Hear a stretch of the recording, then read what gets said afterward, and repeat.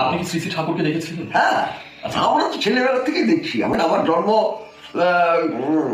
1946-এর 2রা September. হ্যাঁ ও ঠাকুর যেদিন এখানে চলে আসেন, হ্যাঁ হ্যাঁ। আমার কমলায় জন্ম। আচ্ছা, আপনার হিমায়তপুরে জন্ম। হিমায়তপুরে জন্ম। আচ্ছা। এবং যার জন্য বাবা এখানে আসতে, ঠাকুরের সঙ্গে আসতে পারেননি। হ্যাঁ হ্যাঁ। বাবা পরে আসে, পরে 10 মাস পরে আসে। 10 মাস পর। আপনি নাম পেয়েছিলেন কার মধ্য দিয়ে? আমার বাবার। বাবার মধ্য দিয়ে। যখন শ্রী শ্রী ঠাকুরের মহাপ্রয়াণ হয়ে গেল, তারপর এই বিবেক বিতানে ওনার চলে আসা। এটা হচ্ছে ছোটদা বাবাকে খুবই স্নেহ করতেন। বাবা যে লেখালেখি করতেন, দরদ দিয়ে সেগুলি করতেন না। বাবা চেয়ে একটু বড় ছিলেন সব বয়সের দিক দিয়ে। আচ্ছা। বাবাকে এমনও বলতেন যে আপনার শরীরটা ভালো না, আপনি রোগা মানুষ, তো আপনার একটু মিষ্টি খাওয়া দরকার। প্রতিদিন 4টে করে মিষ্টি আনাতেন। আচ্ছা। হ্যাঁ, 4টে করে মিষ্টি আনিয়ে বাবাকে খাওয়াতেন। হ্যাঁ, মারা বসে সামনে